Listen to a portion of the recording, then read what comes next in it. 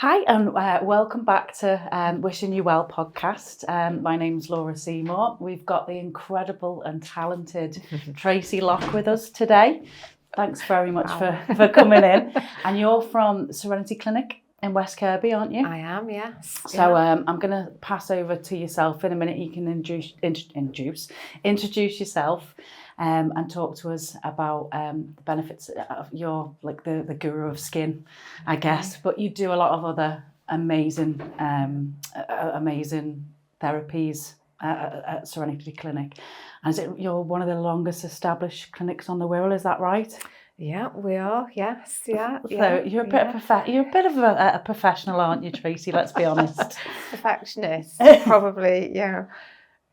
So I'm going to hand over to you. So tell me about Serenity Clinic, and I want you to talk to me. I know you do a lot of you analyse people's skin, and you can give them a complete skin analysis, and then help them with their journey. Now, obviously, well-being to me is, I think, when you feel good about yourself, whether it's you've had a treatment or you want something, your skin looking better, when you feel good about yourself and that's dealt with, that is the biggest well-being factor in the world, I think. So I just think it's so important when you've had a massage, when you've had treatment, if you're looking after yourself, if you feel good.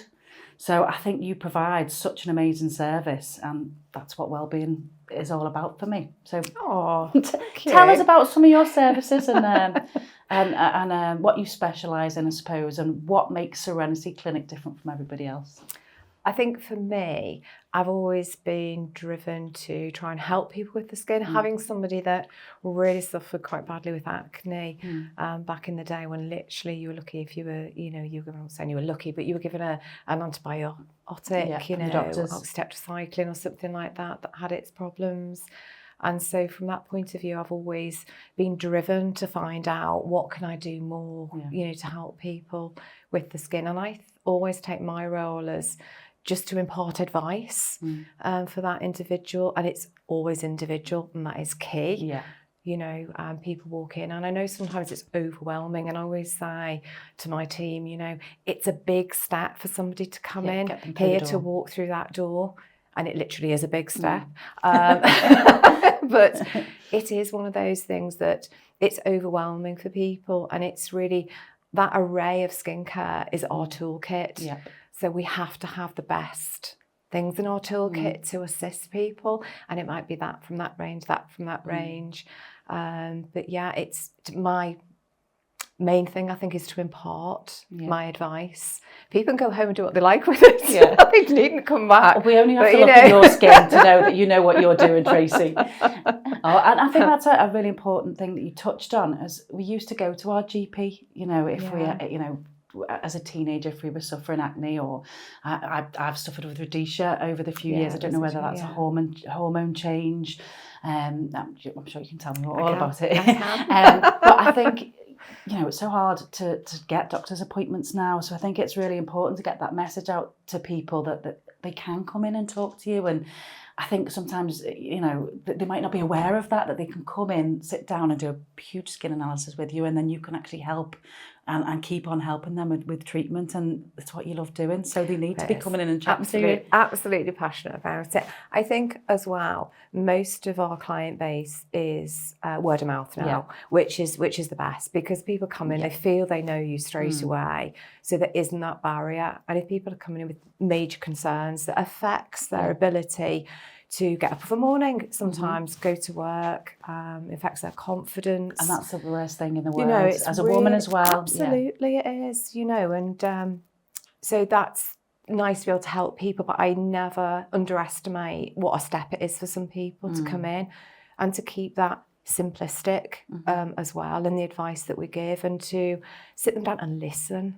Listen to people, because sometimes what I see isn't what the problem is that they see. 100%. And there's always a starting point. So, some people we can start down here, some people we can take it a bit further. And for me, it's sit down, listen, hands on, have a really good look at that skin, do a really nice cleanse, see what's going on. Is it touch sensitivity?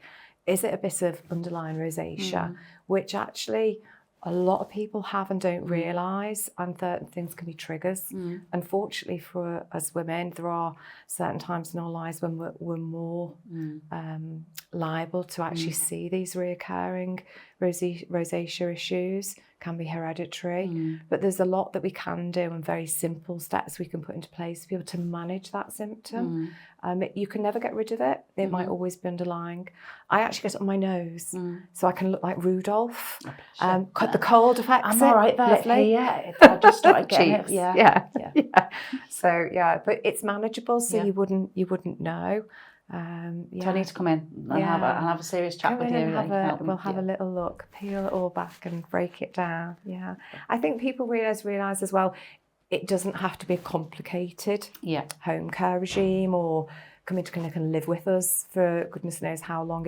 It's not like that anymore. You know. Yeah, and here's a key fact for people. Go on. If you're going to buy any product, it needs to be under 500 Daltons in its cellular molecular structure to penetrate and do anything on your skin. Well, there you go. That's something I didn't know. So what is that then? What's that? So it's just to absorb into your skin. It's the size of a molecule. Yeah. And it needs to be under that to penetrate through the tissues. See, this is an exclusive here on Wishing You Well. We don't know these things, most women, so we need to know. I get really excited about this sort of thing. I was very lucky. I worked alongside Dr. Patrick Bowler, who was on 10 years younger. His skincare regime was one of the first ones to be able to penetrate the epidermal tissue, dead tissue. And then alongside a gentleman that developed the AHA molecule. Wow. Yeah. So really interesting. Yeah. Really interesting, because that's 30 years from just your clay masks to come full circle to today. When we can get right the way down to cellular level. And that's it. There's so much technology being used now, isn't there, in skincare, where, as you say, it was just your clay masks, your mud masks that you put on years ago, and we were all happy using them. So I know you do. I think you've just done an article with our summer magazine about skin peels. Tell us more about your skin peels and how they can help, because I know some people, we were laughing about this, and it was something somebody said to me, and it comes from Sex in the City, like, you're not going to do a Samantha on me. It's that famous scene where she's like red all over and blistered, and she doesn't get to go to a function. And it's not the case anymore, is it? There's some really evolving technology there now. So talk to us about skin peels. Peel or not to peel. Peel or not to peel. And some of the other stuff that you offer as well. Yeah, peel or not to peel. Peeling it's a bit of one of those. It's not a great. It's not a great name for a treatment, is it really? No. But the majority of peels, if you like, are just deeper exfoliations. So you can go for something like an enzymatic formula, which, if I break this down, this is a really good analogy. I like this one. If you imagine the skin as a brick wall, and where you've got the mortar in that brick wall, we just start to make it crumble. Yeah. So those top dead layers are going to come off because the mortar's not gluing it together. Yeah. And I really love that, because we can see that. Yeah, I can visualise that. Yeah. And so that's what we're doing. We're just starting to break down that cellular build-up, sleuthing off the dead skin gently. Yeah. Gentle is key. Yeah. And that way you're not causing trauma, you're not causing downtime, you're not ending up with a face that looks like you've sat in the sun all day. And that's unnecessary in my mind. Yeah. You don't need to cause trauma. Cause trauma, you're going to cause lots of other problems. Work with it, treat it gently. That's great. But like going to the gym, somebody expected me to go on a treadmill for, I was going to say half an hour then, but let's say 5 minutes. Yeah. Realistically, it's 10 for me as well. Then the next day, I'd be fit for nothing. Yeah. It's the same with the skin, so work with it gently. Peels, again, I think we offer about 32, but break it down from your enzymatic. Chemical peeling, don't really like that. Don't think personally it's necessary anymore, unless you've got something that's going to be really deep, and that's a big step for anybody to take, and I don't really do those anymore. I don't recommend. I don't think they're necessary anymore. But it's key to listen to you, because you're the expert.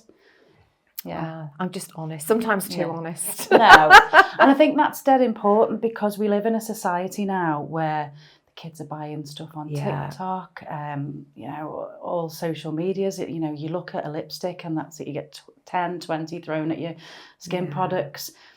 And you just don't know what's good and what's not good. So I think it's really important to be able to come to somebody who is a professional, that you can match it and you understand skin, which is hugely important. It is the biggest organ that we have on our body, and it needs to be looked after. So absolutely, I think it's really key that you talk to a professional. Yeah. I mean, we've talked before. I know time, because you're a busy lady and, you know, you work really, really hard. And I'd love you to do like a skin column for us, because, you know, you'd be superb.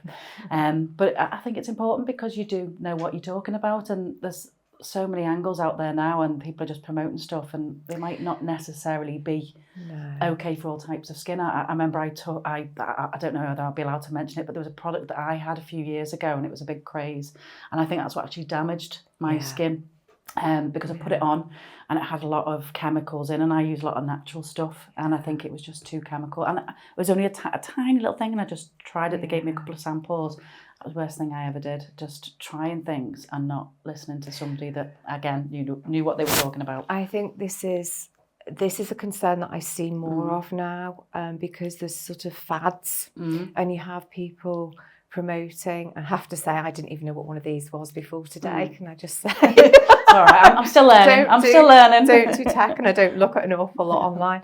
But you do see things that are promoted. They might be great for a certain type of person's skin, but not for cross-section. And especially with the youngsters now, less is more. They don't need certain things used on the skin. They shouldn't be using them.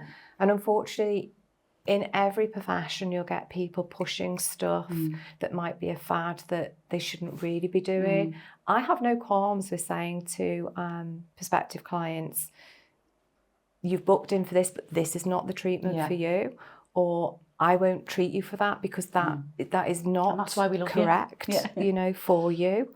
I have no qualms with saying to people I won't treat them. I mean, obviously, my role is to educate as well. And I like to be able to sleep at night, and I like to do the best by people.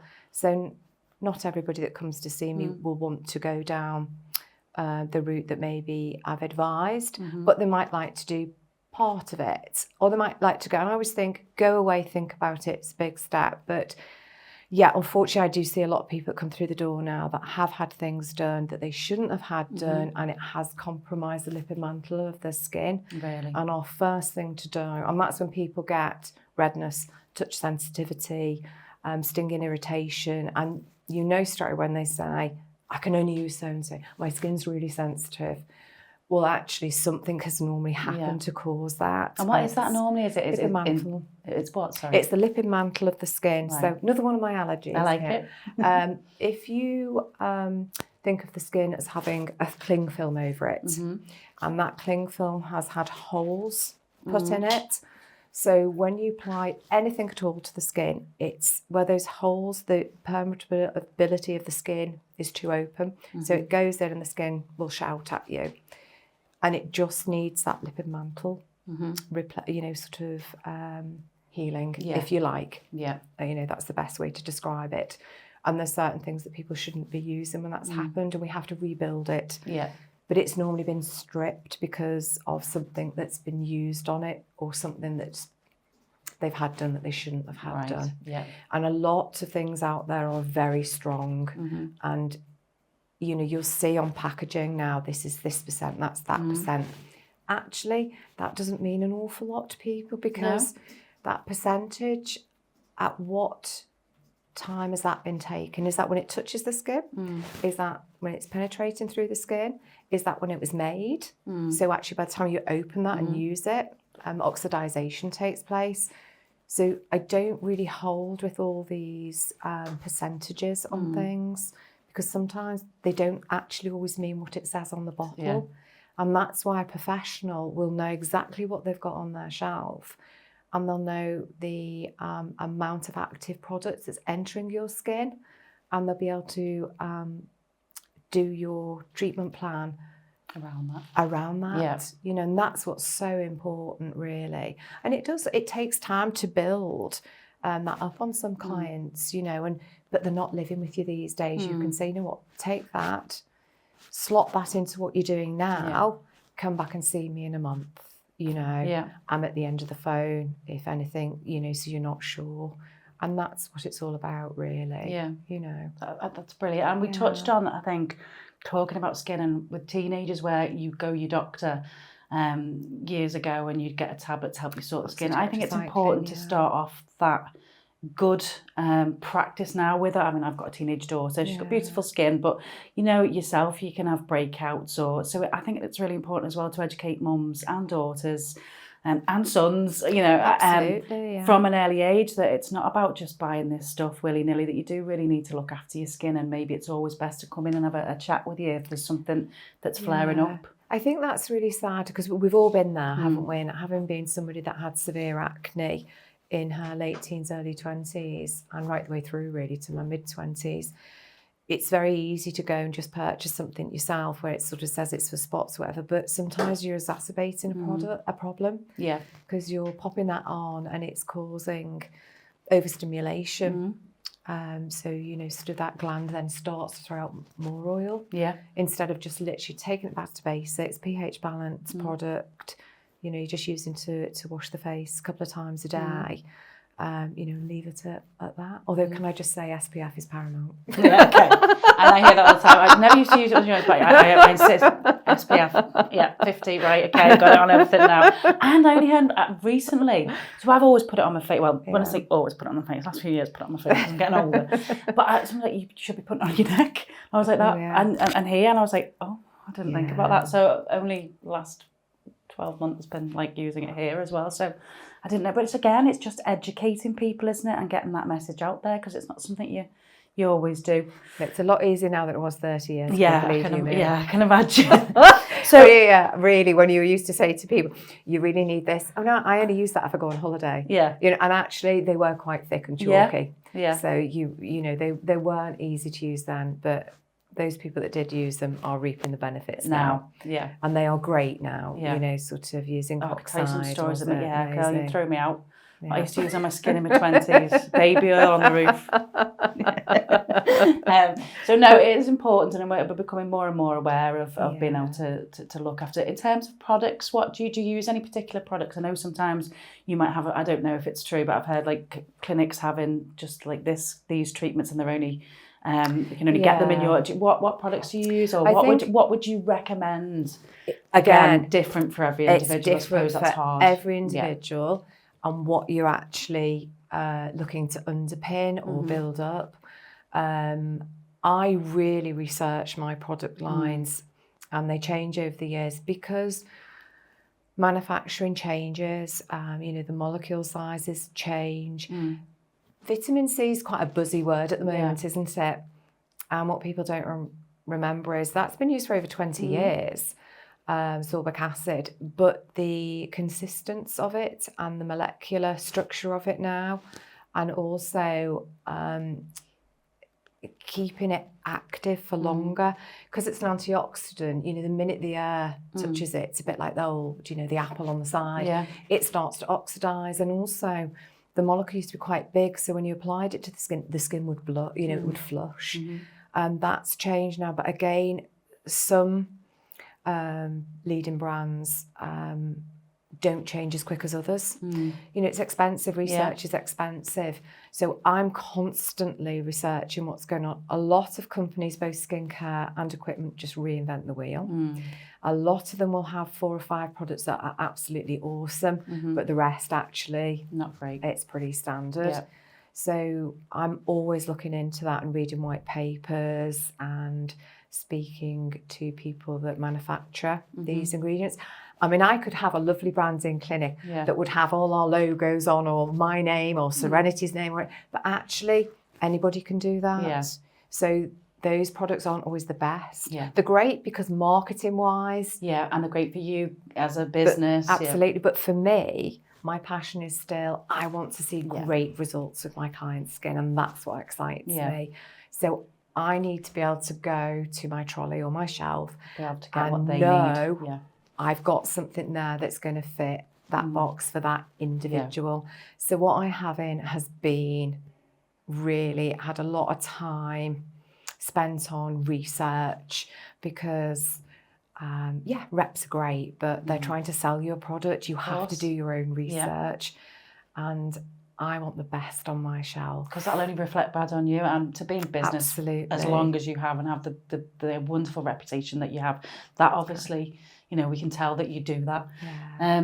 What other delights do you have in the clinic that you can offer us? And obviously, I know you've got great skincare range, you've got your peels, you've got your technology that you're using. What else can we, you know, if I wanted to treat a friend or tell me what's a lovely treatment to have in Serenity? There's some. I have been in for a few, but it's I think we always, again, it depends what people want. Some people don't like certain areas touched. They might not like their neck touched. They might not like a facial. Some people don't like a massage.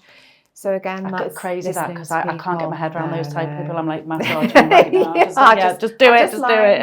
But yeah. Oh yeah. So I think it's just treating a need. Skincare is always basic because unless you've got that foundation, you can't go on from there. You know, again, you need a solid building block and then go forward. Once you've gone that, yes, for example, anti-aging, muscle toning, microfaradic current's been out for, I think, about 40 plus years, and its basic form, which was very basic, dome electrode, a mushroom held on the body of the muscle. Wow. Not pleasant. Not pleasant. Yeah. However, things have come on. Microfaradic current came out in the 80s. That's how boring I am, by the way, so the history of stuff. It's in the fascinating. 80s. It's fascinating. I could listen to you all day. In the 80s. And that has come on in strength, and other things now underpin that as well. And again, equipment is like your skincare. You do your research. You look into independent studies and you check that out. So muscle toning's great, especially anybody really some 40s that's starting to notice a few changes in that drop in muscle. So that's a really nice relaxing treatment, and we actually now don't use dome electrodes. We use lovely smooth microfaradic currents, which are really relaxing treatment. And it's more like a massage. Oh, that sounds heaven. So we scoop and work on the facial muscles, all those individual muscles around the mouth, abicularis oris, around the eyes, abicularis oculi, all those little levators here, and really sculpt up and along this jawline and the neck. And that's a really nice treatment. And that's a bit like going to the gym. Yeah. You know, for your face. Toning your face up. Toning it all up. And you can drift off to sleep while that's being done. So that sounds what's amazing. Not to like? And what sort of price range is that in? I'm just asking for a friend, obviously. No, I'm joking. I'm horrendous with prices.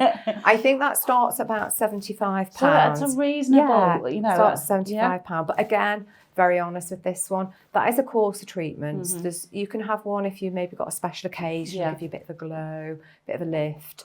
But that is something that is a commitment. Course 10, 2 a week for 5 weeks.